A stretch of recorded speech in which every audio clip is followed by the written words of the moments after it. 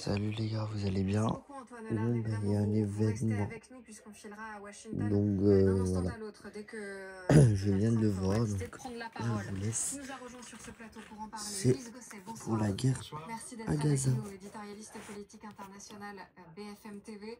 On est aussi avec Alexandre Jublin, bonsoir. Bonsoir. Merci d'être là, historien et producteur de podcast d'analyse militaire, le Collimateur. Romain Mielcarec, bonsoir. Bonsoir. Merci d'être avec nous, consultant défense BFM TV. Maurice Safran est resté avec nous et Thierry Arnaud nous a rejoint également. Ulysse Gosset, comment avez-vous réagi en entendant cette déclaration? C'est vrai qu'on en parlait tout à l'heure avec Thierry Arnaud. Le Hamas avait encore jusqu'à dimanche soir pour donner une réponse et finalement c'est arrivé plus tôt que prévu. Sous la pression extrême de Donald Trump et les menaces également des Israéliens de passer à l'offensive encore plus, je dirais, de façon plus lente que jusqu'à présent. Et donc, sous cette pression, le Hamas a fini par céder avec un petit peu d'avance. C'est un événement majeur, effectivement, parce que depuis le discours de Trump, on attendait la réaction du Hamas, notamment concernant la libération des otages. Donc ça, c'est quelque chose de très important, parce qu'effectivement, si le Hamas, effectivement, libère les otages, alors effectivement on peut considérer que c'est le début d'une véritable négociation avec Israël qui pourrait conduire à un cessez-le-feu et à un premier retrait d'Israël de la bande de Gaza. Sauf que la Belgique et l'Allemagne ont été touchés lorsque deux États membres sont vu israélien, mais pour le il a réalisé dans les prochaines 72 heures. Or, le plan Trump, c'est libération des otages dans les 72 heures après l'accord, après l'acceptation de ce plan. Ça veut dire qu'il faut que ça aille très vite. Oui, mais le Hamas dit c'est extrêmement compliqué et difficile compte tenu de la situation de Gaza, qui est en pleine guerre en fait. Gaza City est en ce moment, je dirais, sous le feu des Israéliens. Et donc, c'est très difficile de sortir les otages sans risque pour le Hamas. Donc, ils disent 72 heures, c'est très difficile à tenir. Et ensuite, dans le communiqué du Hamas, le Hamas ne parle pas du désarmement, qui est l'une des... Et ça fait partie des points importants. C'est-à-dire désarmer le Hamas, que ceux qui refusent de continuer avec le Hamas soient amnistiés et les autres soient expulsés et qu'ils soient amenés par l'Égypte ou ailleurs vers d'autres destinations. Donc il y a quand même des conditions. C'est pas une victoire totale et c'est pas une soumission totale de la part du Hamas. Il y a des conditions. Et donc est-ce que ces conditions sont suspensives de l'offensive israélienne? Est-ce que cela va satisfaire Donald Trump ou pas? On le saura sans doute en écoutant le président des États-Unis. Mais il avait promis l'enfer au Hamas dimanche s'il ne s'exécutait pas. Et donc c'est pour cela que le Hamas a fait cette déclaration dès aujourd'hui pour préparer le terrain et essayer d'empêcher justement une réaction trop forte de la part des États-Unis et d'Israël. Trump marche aussi dans certains cas. Je voudrais qu'on retrouve Tamar Sebok. Bonsoir, vous êtes consultante Israël pour BFM TV. Alors c'est vrai qu'il y a encore, on attend encore quelques détails sur cet accord. Ulysse Gosset le disait, tout n'est pas encore joué. En revanche, c'est une avancée majeure dans ce conflit. Alors bonsoir. On espère que ce soit une avancée majeure, mais là, pour le moment, je crois que les Hamas jouent aux prolongations, comme Israël, qui n'a pas encore réagi, évidemment, parce que c'est vendredi soir, mais c'est aussi pour pouvoir écouter et analyser la proposition du Hamas. Il y a quand même quelques problèmes de taille pour un programme comme tel qui a présenté le président Trump, qui devait être absolu, tout ou rien. La première, c'est évidemment la libération des otages. Sur 72 heures, on s'en doutait que ça allait être très très difficile, surtout en ce qui concerne les otages morts, parce que est-ce qu'ils savent exactement où ils se trouvent, vu tout ce qui s'est passé à Gaza au niveau de la destruction. La deuxième chose, c'est ils n'ont pas réagi par rapport à l'échange des prisonniers, aux propositions des combien, etc., etc. Et il ouvre les discussions en disant on verra ça après, par exemple, sur la question de dialogue entre un religieux, qui peut paraître moins urgent, mais bon, si on commence déjà à dire ça oui, ça non, et surtout effectivement sur l'histoire de désarmement, et est-ce qu'ils vont faire partie ou pas du gouvernement palestinien, parce qu'en fait, l'une des conditions est qu'ils ne le soient pas, et en fait, et eux, ils essayent de dire, mais ça va être, les décisions vont être prises dans une consultation entre les différents partis. Or, jusqu'à maintenant, ils n'ont pas vraiment demandé à l'autorité palestinienne ce qu'ils pensaient. Donc, vous voyez, c'est à voir à quel point ils essayent de repousser les réponses et jusqu'à quel point c'est vraiment une introduction à la négociation. Mhm. Euh, Maurice Safran, je voudrais vous faire réagir sur une déclaration d'un des responsables du Hamas qui dit, et c'est un peu aussi ce que nous disait Ulysse Gosset, qu'il y a encore des détails à régler. Le plan de Donald Trump pour mettre fin à la guerre à Gaza est vague et nécessite des négociations sur plusieurs points clés, ce qui signifie qu'il faudrait visiblement des médiateurs pour pouvoir se mettre d'accord concernant la libération des otages, notamment. Le plan, il est plus détaillé que ça, quand même. Il y a 21 points extrêmement précis. Maintenant, il faut rentrer quasiment dans chaque point. La question de la démilitarisation est là, évidemment, celle qui risque d'être la plus difficile. Trump n'a aucune envie qu'il y ait des intermédiaires maintenant qui rentrent dans cette négociation. C'est sa négociation, c'est des Américains, c'est ce qu'il a voulu. Ça fait réfléchir sur un point. Ça fait des années et des années, Ulysse et Thierry le savent parfaitement, que les opposants à Netanyahou expliquent que seul le président des États-Unis peut obtenir un résultat. Ils ont supplié Barack Obama puis Joe Biden de faire quasiment ce que vient de faire Donald Trump. Donc ça montre qu'ils avaient bien compris. Et effectivement, c'est une négociation qui est américaine et qui reste américaine pour l'instant. Il va falloir des médiateurs pour pouvoir mettre en place cet accord, Thierry? Oui, bien sûr. Et cet accord, il est loin d'être bouclé, effectivement. D'abord, pour les raisons de calendrier qu'évoquait Ulysse, s'agissant des conditions sur le terrain, comme le dit le communiqué du Hamas, de la libération des otages. Ensuite, sur la disparition, parce que c'est ça que réclament les États-Unis, Israël et la plupart des plans de paix qui ont été présentés jusqu'à présent, y compris celui qui est soutenu par la France. Or, si on lit le communiqué du Hamas ce soir, il dit la chose suivante qui est très importante. Il dit « Les propositions du président Trump concernant l'avenir de la bande de Gaza et les droits fondamentaux du peuple palestinien sont liées à une position nationale globale fondée sur le droit et les résolutions internationales pertinentes et sont discutées dans un cadre national, et c'est là où il a formulé l'essentiel, un mouvement palestinien unifié dont le Hamas sera membre et auquel il contribuera de manière responsable. » Pour les États-Unis, pour Israël, il est absolument hors de question qu'à le Hamas soit assis à table pour discuter de comment est-ce qu'on gouverne la bande de Gaza demain, une fois cet accord signé. Ce que l'on attend du Hamas à Washington, comme du côté de Jérusalem et de Tel Aviv, c'est le dépôt des armes et une reddition totale et la disparition du paysage politique et évidemment militaire. Donc si le Hamas explique qu'il veut jouer un rôle auquel un mouvement palestinien unifié dont le Hamas sera membre et auquel il contribuera de manière responsable, cette exigence, elle est totalement inacceptable. Donc ça veut dire que ça peut tomber à l'eau. Romain Melchiarec. Ça veut dire que cet accord, il est fragile, et la question est de savoir si on acceptera finalement en quelque sorte de dissocier ou d'établir une chronologie où on règle, si j'ose dire, entre guillemets, la question des otages dans un premier temps pour rentrer dans le dur des négociations ensuite, ou bien s'il faut que tous les paramètres de l'accord soient conclus en même temps pour qu'on amorce le processus, y compris bien sûr la libération des otages. Romain Melchiarec, c'est vrai que ça c'est un point sur lequel les États-Unis et Israël ne reculeront pas, le désarmement du Hamas. Alors, les États-Unis, je ne sais pas sur quoi ils reculeront ou pas. Je pense qu'il y a au sein du Hamas des gens qui, comme nous tous, observent comment fonctionne Donald Trump, voient ce qui se passe depuis des mois et tirent probablement les mêmes leçons que tout un tas d'acteurs internationaux, à savoir que Donald Trump peut avoir à certains moments des obsessions, peut lancer, comme il l'a fait dans ce cas-là, des ultimatums qui sont imprécis, c'est-à-dire qu'il donne des dates qui sont assez flexibles. On le voit avec cette question des 72 heures, où on ne sait pas trop à quoi ça va pouvoir correspondre dans les faits. Il formule des menaces qui ne correspondent pas non plus à des choses très concrètes. Menacer les combattants du Hamas de l'enfer, globalement, ils en ont un aperçu assez clair depuis maintenant de nombreux mois.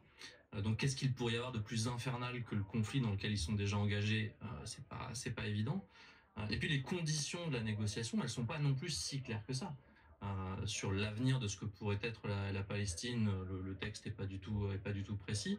Et un des points qui est quand même assez problématique, c'est le calendrier, le timing dans lequel pourraient se retirer les forces israéliennes, qui est un sujet quand même majeur et sur lequel il y a pas de choses claires de dites. Donc attention de ne pas tomber justement dans le piège qui ici est tendu à Trump, de dire attention, on est en train de faire quelque chose, alors que dans les faits, eux, ce qu'ils font, c'est gagner du temps, dans l'espoir que le temps qu'on soit un peu en train de discuter quelles pourraient être les conditions, Donald Trump se dise ah mais en fait non, là le sujet c'est l'Ukraine, ou qui se préoccupe d'un autre conflit, pour pouvoir dire en conférence de presse j'ai réglé encore X conflits, je suis le faiseur de paix. Et puis peut-être que s'il pouvait se reconcentrer sur Portland en état de guerre, dans le déploiement de sa propre armée sur son propre territoire, ça laisserait le Hamas un peu tranquille pendant quelques temps. Et on le rappelle, on est en direct de Washington puisque Donald Trump s'apprête à prendre la parole.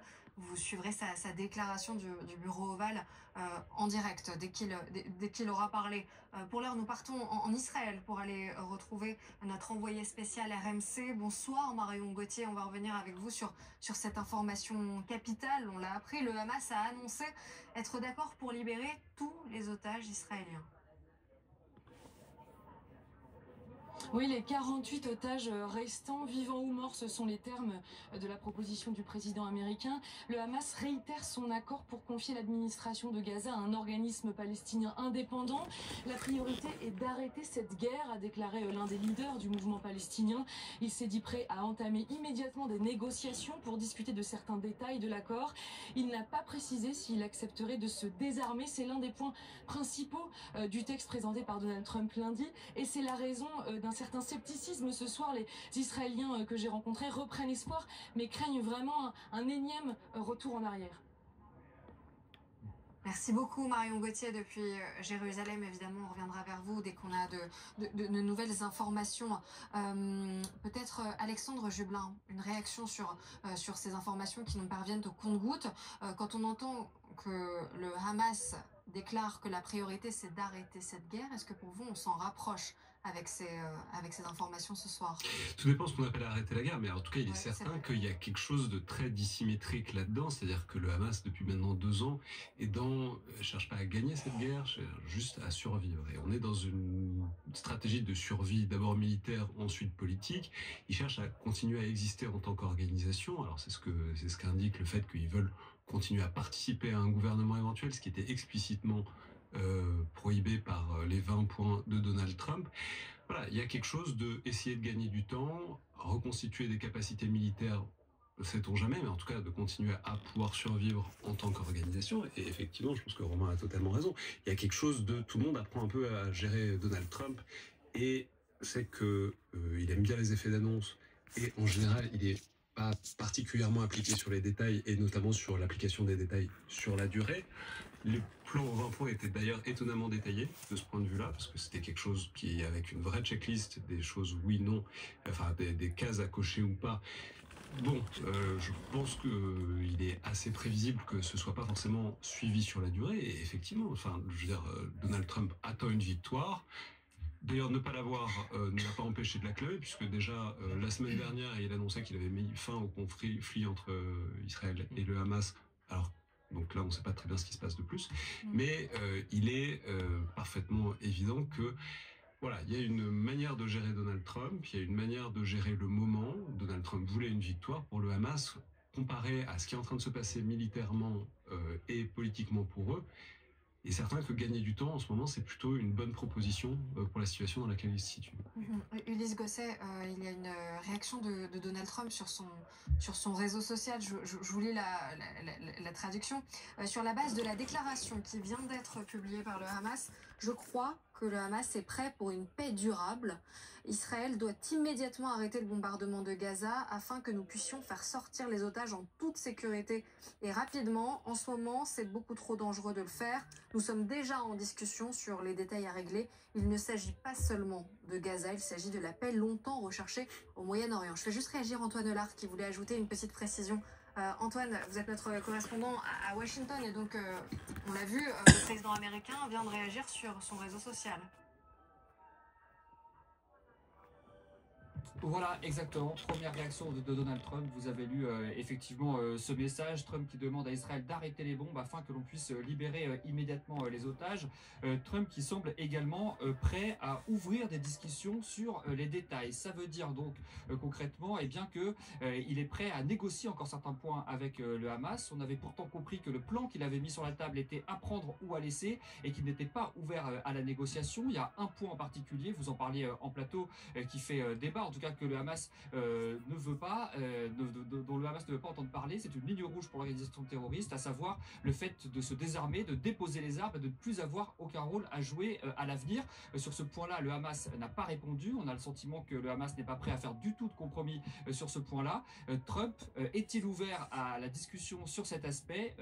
C'est ce qu'il semble laisser entendre dans ce message. Le président américain qui doit également s'exprimer face caméra. Il est en train d'enregistrer un message vidéo depuis le bureau ovale. On verra s'il donne plus de précisions à ce sujet. On a le sentiment en tout cas que pour Donald Trump, la priorité maintenant, c'est vraiment la libération des otages, ce qui lui permettrait, c'est vrai, de revendiquer une victoire. Ça fait tellement longtemps que ces otages sont aux mains du Hamas que leur libération serait en effet une victoire pour Donald Trump. Les questions de plus long terme, manifestement, Trump est prêt à les mettre de côté si les otages sont libérés. Reste à savoir maintenant si le Hamas est prêt à libérer les otages sans condition ou s'il veut d'abord discuter pour ensuite libérer les otages. C'est évidemment pas tout à fait la même chose. Antoine Lard, Ulysse Gosset, on le voyait dans le message de Donald Trump, on a le sentiment qu'il veut aller vite. Il dit que les détails sont déjà en train d'être discutés. C'est assez extraordinaire et quasiment sans précédent de voir ainsi un président des États-Unis intimer à Israël d'arrêter immédiatement la guerre, d'arrêter les bombardements. C'est quasiment du jamais vu. Alors il ça ne dit veut que pas ça dire... empêche de faire sortir les otages. Oui, ça ne veut pas dire qu'Israël va s'exécuter, mais on voit que la pression qui était sur le Hamas est maintenant sur Israël.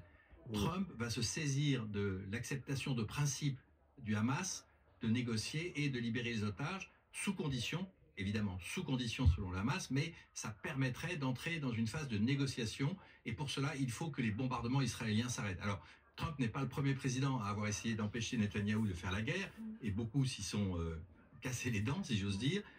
Les relations entre Netanyahou et les présidents américains sont exécrables et elles sont tournées au vinaigre avec Donald Trump aussi, lorsque Israël a bombardé le Qatar où se trouvaient des dirigeants du Hamas que Israël voulait éliminer. Ça a été un tournant parce que Trump a bien compris le danger, ça provoquerait des réactions des pays arabes qui diraient dans ces conditions... C'est ça pour vous qui a tout changé? Ben oui, parce que les pays arabes ont menacé finalement de se retirer de toute négociation avec les États-Unis sur les fameux accords d'Abraham qui sont l'un des trophées de Donald Trump en matière diplomatique lors de son premier mandat. Donc, ça a tout changé et Donald Trump a tordu le bras de Netanyahou pour le forcer à accepter une négociation, ce qu'il ne voulait pas. Et ce que ses ministres les plus extrêmes ne voulaient pas non plus voir. Donc là, on a ce soir Trump qui saisit la balle lancée par le Hamas, malgré les conditions qui sont très importantes, parce qu'en gros, le Hamas dit en 72 heures, on ne peut pas libérer les otages, on ne peut pas rendre les dépouilles de ceux qui sont morts, il faut du temps et il faut surtout que les conditions sur le terrain le permettent. Or là, on est dans une situation de guerre et Israël évidemment observe la situation et donc est prêt éventuellement à éliminer tous les dirigeants du Hamas qui pourraient être vus. Donc le Hamas dit on peut libérer les otages mais à condition qu'Israël arrête les bombardements. Et Trump là reprend, c'est assez extraordinaire ce à quoi on assiste, il reprend les arguments du Hamas et dit à Israël arrêtez les bombardements et ensuite on va se mettre à négocier. Donc on en est là ce soir, d'où l'intérêt majeur d'entendre ce que va dire Donald Trump. Est-ce qu'il va redire ça dans son intervention officielle et pas simplement sur son réseau social? Je rappelle que Donald Trump avait mis un ultimatum au Hamas pour dimanche soir, c'est-à-dire après-demain à 18h locales, pour que les otages soient libérés et qu'il y ait un cessez-le-feu. Le Hamas a, je dirais, anticipé l'ultimatum avec une proposition qui change la donne incontestablement et qui met Netanyahou d'une certaine manière devant une situation difficile. Donc il est face, le Premier ministre israélien, au président américain. On va voir s'il s'exécute, s'il donne l'ordre d'arrêter les bombardements ou pas. On en est là, ça peut bouger et ça peut aller dans tous les sens. La guerre peut reprendre immédiatement ou se poursuivre, ou éventuellement c'est une brèche qui va permettre de continuer à tisser ce fil extrêmement tenu annoncé par Donald Trump, c'est-à-dire il y a une opportunité enfin d'avoir un accord de cessez-le-feu. On verra dans les prochaines heures et les prochains jours si ça peut marcher ou pas. Un petit point que je voulais juste relever au passage, parce qu'il est intéressant dans la communication de Donald Trump ce soir, qui, avant ce message dont vous donniez lecture il y a quelques instants, Émilie, a posté sur son compte, sur son réseau social, in extenso et tel quel, la déclaration du Hamas. C'est-à-dire que la première réaction du président des États-Unis a consisté à poster sur son réseau social. Reprendre le message du Hamas. Voilà, copier-coller, si j'ose dire, ou mettre la copie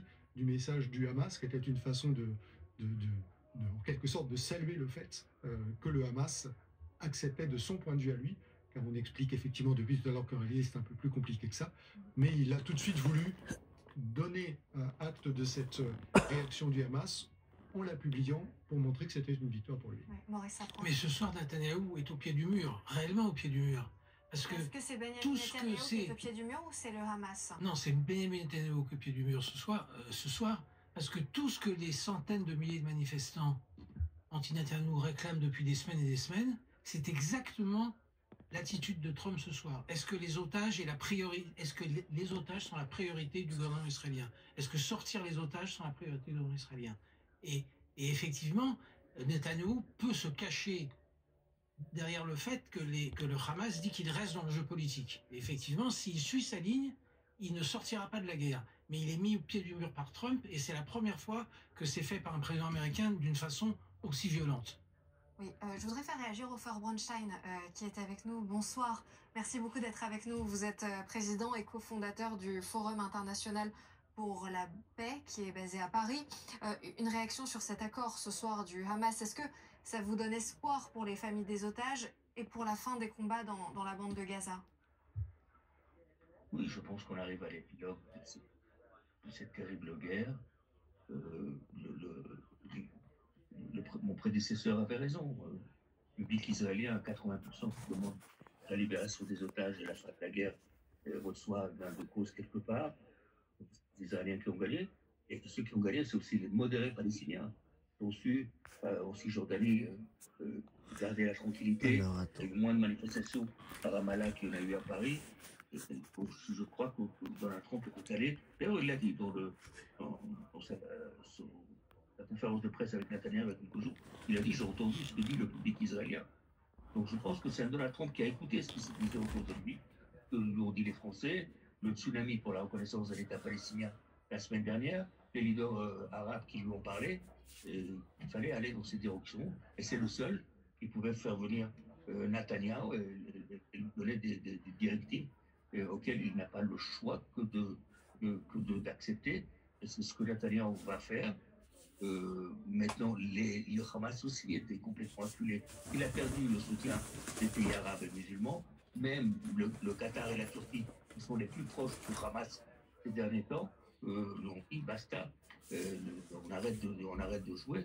Maintenant, moi, ce qui m'inquiète dans cette histoire, je pense que la première étape de cet accord, c'est-à-dire on arrête la guerre, heureusement que Donald Trump le demande aux Israéliens. Je vais faire une toute petite coupure parce que voilà. C'est difficile pour le Hamas. Partis religieux, avec des partis extrémistes, qui eux sont pas particulièrement chauds d'une manière générale pour une paix, même si ça implique la libération des...